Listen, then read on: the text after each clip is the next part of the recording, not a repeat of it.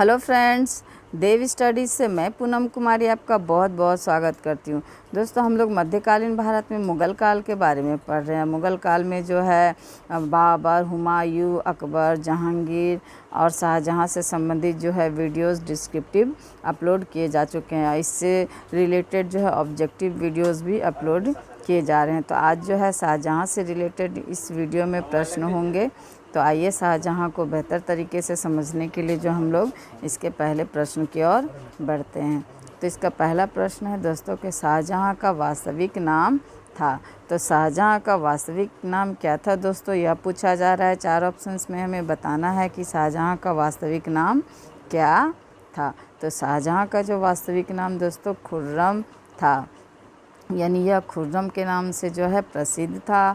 और इसे जब यह अहमदनगर की विजय करता है आपका दक्षिण भारत में, तो उसके बाद जो है इसका पिता जो रहता है जहांगीर, इसे शाहजहां की उपाधि देता है। तो अहमदनगर की विजय के पश्चात जो यह शाहजहां की उपाधि धारण करता है और इसका मूल नाम यानी बचपन का नाम जो है खुर्रम रहता है। अगले प्रश्न की ओर बढ़ते हैं। अगला प्रश्न है हमारा कि किस मुग़ल शासक ने है आना सिक्के का प्रचलन किया था। तो आना सिक्के का प्रचलन किस शासक ने किया था दोस्तों।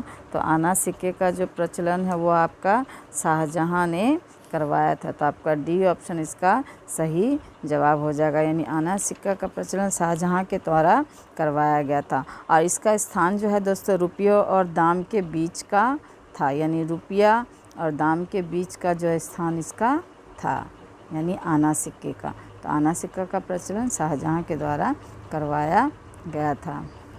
अगला प्रश्न है हमारा कि मुमताज़ महल किस मुग़ल सम्राट की बीवी थी। तो मुमताज़ महल जो है दोस्तों शाहजहां की बीवी थी। ये लगभग सबको पता होगा, क्योंकि इस मुमताज़ महल की याद में ही जो है ताजमहल का निर्माण किया गया था।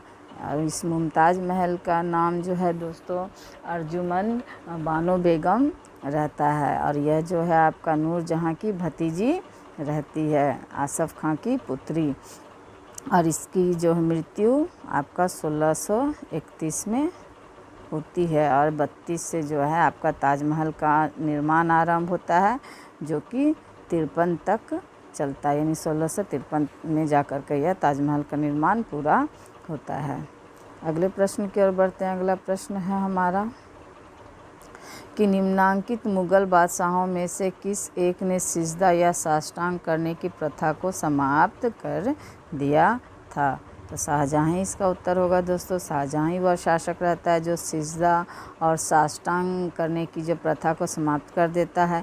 इसे लागू जो है अकबर करता है, यानी अकबर के शासनकाल में लागू होता है। दोस्तों, यह जो है सबसे पहले सिजदा और जो साष्टांग है यह बलबन यानी गुलाम वंश का शासक रहता है, अंतिम उसके द्वारा जो आरंभ किया जाता है। फिर अकबर इसको लागू करता है और शाहजहां जो है इसे ख़त्म कर देता है। और यह जो है सिजदा और साष्टांग के जगह जो है चहार और तस्लीम की प्रथा को शुरू करता है आपका शाहजहां। तो आपका सी ऑप्शन इसका सही जवाब हो जाएगा। अगला प्रश्न है कि निम्नलिखित में से किस इतिहासकार ने शाहजहां के शासनकाल को मुग़ल काल का स्वर्ण युग कहा है। तो इसका सी ऑप्शन सही जवाब हो जाएगा दोस्तों A.L. श्रीवास्तव। A.L. श्रीवास्तव ने जो है शाहजहां के शासनकाल को मुग़ल काल का स्वर्ण युग कहा है। हालांकि सभी इतिहासकार इससे जो है ताल्लुक़ नहीं रखते हैं, यानी इसमें मतभेद है सभी इतिहासकारों का। उनका कहना है कि सिर्फ स्थापत्य, यानी अन्य इतिहासकारों का कहना है कि सिर्फ स्थापत्य कला के क्षेत्र में जो है आपका शाहजहां के काल को स्वर्ण युग कहा जा सकता है। किंतु A.L. श्रीवास्तव जो है उनके संपूर्ण शासनकाल को है जो आपका स्वर्ण युग कहते हैं मुग़ल काल का। तो ये इनका मत है। सी ऑप्शन इसका सही जवाब हो जाएगा। अगला प्रश्न है दोस्तों कि शाहजहां ने निम्नलिखित में से किस शहर में मोती मस्जिद बनवाई थी। तो शाहजहां ने मोती मस्जिद किस में बनवाई दोस्तों, यह पूछा जा रहा है। तो इसका सही जवाब हो जाएगा आपका आगरा, यानी आगरा में जो है मोती मस्जिद का निर्माण शाहजहां के द्वारा करवाया गया था। अगले प्रश्न की ओर बढ़ते हैं। अगला प्रश्न है हमारा कि मनसबदारों की संख्या में अप्रत्याशित वृद्धि हुई थी। तो मनसबदारों की संख्या में अप्रत्याशित वृद्धि जो है दोस्तों शाहजहाँ के शासनकाल में हुई थी। तो इसका सी ऑप्शन सही जवाब हो जाएगा। और मनसबदारी प्रथा का आरंभ अगर पूछा जाएगा दोस्तों तो इसका उत्तर हो जाएगा आपका अकबर, क्योंकि अकबर के शासनकाल में ही जो है आपका मनसबदारी प्रथा का आरंभ किया गया था। और जहांगीर के शासनकाल में जो है 2 अस्पा और सिंह अस्पा ये 2 प्रथा चलाया गया था। तो इसको भी निश्चित रूप से आप लोग याद रखना। अगले प्रश्न की ओर बढ़ते हैं। अगला प्रश्न है, शाहजहाँ ने किस प्रसिद्ध इमारत का जो निर्माण करवाया था। 4 ऑप्शंस में देखते हैं शाहजहाँ ने किस किस इमारत का जो है दोस्तों निर्माण करवाया था। तो दिल्ली के लाल किला का निर्माण बिल्कुल शाहजहाँ ने करवाया था दोस्तों। एक दिल्ली का लाल किला है दोस्तों जिसका निर्माण शाहजहाँ के द्वारा करवाया गया था। एक आगरा में आपका लाल किला है जिसका निर्माण अकबर के द्वारा किया गया था। तो ये कंफ्यूजिंग क्रिएट करने वाला क्वेश्चन है, तो इसको निश्चित रूप से याद रखिएगा। जामा मस्जिद भी है जो दिल्ली में, इसका भी निर्माण आपका शाहजहाँ के द्वारा करवाया गया। और ताजमहल का तो सबको पता होगा। तो इसका उत्तर हो जाएगा दोस्तों उपयुक्त सभी का, यानी ये जो तीनों ऑप्शन है इन सब का निर्माण जो है शाहजहाँ के द्वारा ही करवाया गया था। तो इसका डी ऑप्शन सही जवाब हो जाएगा। अगला प्रश्न है हमारा कि निम्नांकित में से कौन सा मुगल शासक राजपूत माँ से जन्मे थे। तो इसमें राजपूत माता किन शासक की थी 4 ऑप्शन में बताना है दोस्तों। तो इसका सही जवाब हो जाएगा दोस्तों सी ऑप्शन जहांगीर एवं शाहजहाँ, क्योंकि आपका जहांगीर की माता आपकी थी जोधाबाई दोस्तों, हम लोग जानते हैं जिनको कि हरका बाई के नाम से भी जाना जाता है। हरका बाई यानी इतिहास में हरका बाई ही इनका नाम रहता है। और शाहजहाँ की माता रहती है दोस्तों जगत गोसाई। जगत गोसाई तो ये दोनों है जो राजपूत कन्या रहती है। और इन राजपूत कन्याओं से ही जो है इन दोनों का जन्म होता है। तो आपका सी ऑप्शन सही जवाब हो जाएगा। अगला प्रश्न है हमारा कि सुप्रसिद्ध कोहिनूर हीरा शाहजहाँ को किसने भेंट किया था। तो मीर जुमला ने दोस्तों आपका सुप्रसिद्ध कोहिनूर हीरा जो है शाहजहाँ को भेंट किया था। तो आपका बी ऑप्शन इसका सही जवाब हो जाएगा। अगला प्रश्न है हमारा शाहजहाँ के शासनकाल में कौन सा फ्रांसीसी वैद्य भारत आया था। तो शाहजहाँ के शासनकाल में कौन सा फ्रांसीसी वैद्य भारत आया था दोस्तों। तो वर्नियर, ए ऑप्शन इसका सही जवाब हो जाएगा। वर्नियर जो है इसके शासनकाल में फ्रांसीसी वैद्य रहता है, वह भारत आता है।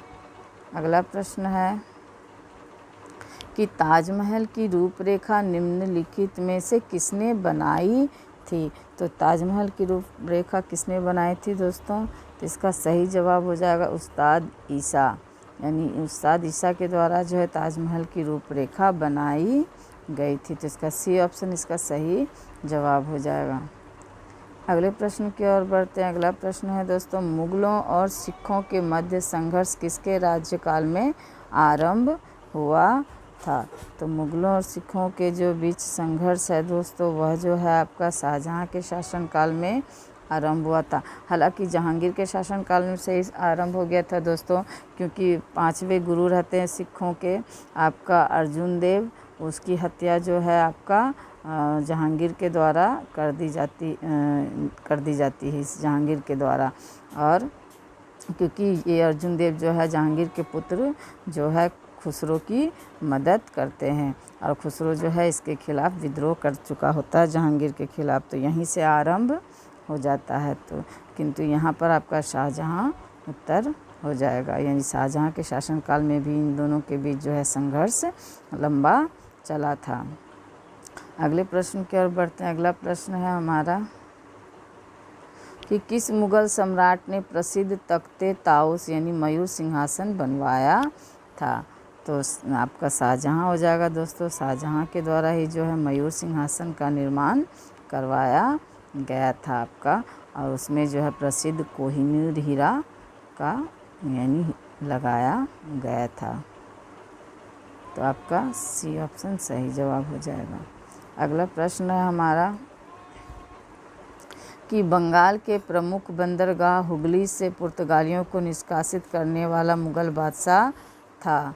तो शाहजहाँ हो जाएगा दोस्तों इसका उत्तर, यानी सी ऑप्शन, क्योंकि जो बंगाल के प्रमुख बंदरगाह हुगली पर जो है पुर्तगालियों ने धीरे धीरे पूरी तरह से व्यापारिक केंद्र बना करके कब्जा कर रखा था, और धीरे धीरे जो इनका मनोबल बढ़ रहा था पुर्तगालियों का, तो शाहजहाँ ने जो है बड़े पैमाने पर इनका दमन किया और बहुत से ईसाइयों की जो है सेना के द्वारा हत्या करवा दी। तो लास्ट में जो है पुर्तगालियों ने माफ़ी मांगी, और ये जो है आपका हुगली, यह जो है शाहजहाँ ने उसके यानी अधिकार क्षेत्र से अपने क्षेत्र में मिला लिया। अगला प्रश्न है हमारा कि शाहजहाँ द्वारा चलाए गए सिक्के को कहा जाता था। तो शाहजहाँ द्वारा चलाए गए सिक्के को आना सिक्का कहा जाता था। तो ए ऑप्शन इसका सही जवाब हो जाएगा। अगला प्रश्न है दोस्तों कि पुराणों का अध्ययन करने वाला प्रथम मुसलमान था। तो पुराणों का अध्ययन करने वाला प्रथम मुसलमान दोस्तों कौन था? तो दारा शिको, यानी औरंगजेब का बड़ा भाई रहता है यह दारा शिको। यह जो है आपका पुराणों का अध्ययन करने वाला पहला मुसलमान माना जाता है। इसने जो है दोस्तों 52 उपनिषद का जो है यह क्या करता है, अनुवाद करता है आपका फ़ारसी भाषा में। तो आपका दारा शिको, आपका इसका डी ऑप्शन सही जवाब हो जाएगा। अगला प्रश्न है दोस्तों और अंतिम प्रश्न है इस वीडियो का कि रज़्मनामा फ़ारसी अनुवाद है। तो रज़्मनामा किसका फ़ारसी अनुवाद है दोस्तों? तो रज़्मनामा जो है महाभारत का फ़ारसी अनुवाद। और ये प्रश्न दोस्तों बहुत बार एग्जाम्स में पूछा गया है, तो इसका सी ऑप्शन आपका सही जवाब हो जाएगा। दोस्तों इसमें जितने भी प्रश्न लिए गए हैं सब VVI है और किसी न किसी साल या किसी न किसी एग्ज़ाम में पूछे गए हैं और आगे भी जो है पूछे जाने की संभावना है। तो आप लोग जो है बिल्कुल रट लीजिए इन प्रश्नों को, क्योंकि आगे जब भी आएंगे ये प्रश्न तो अगर आपको याद रहेगा तभी तो आप बेहतर स्कोर कर पाओगे। तो इसलिए आप लोग इसको बिल्कुल रट लीजिए और देव स्टडीज़ से जुड़े रहिए दोस्तों, क्योंकि इसके यानी जो भी इस देव स्टडीज़ में पढ़ाया जा रहा है तो उसका डिस्क्रिप्टिव भी पढ़ाया जा रहा है और ऑब्जेक्टिव भी पढ़ाया जा रहा है। तो जब आप डिस्क्रिप्टिव और ऑब्जेक्टिव को साथ साथ देखोगे तो आपसे का यानी उस चैप्टर से रिलेटेड जो भी कन्फ्यूज़न होगा आपको उसी टाइम क्लियर हो जाएगा। तो बेहतर रिज़ल्ट के लिए, बेहतर स्कोर के लिए आप लोग जो है देव स्टडीज़ से जुड़े रहिए।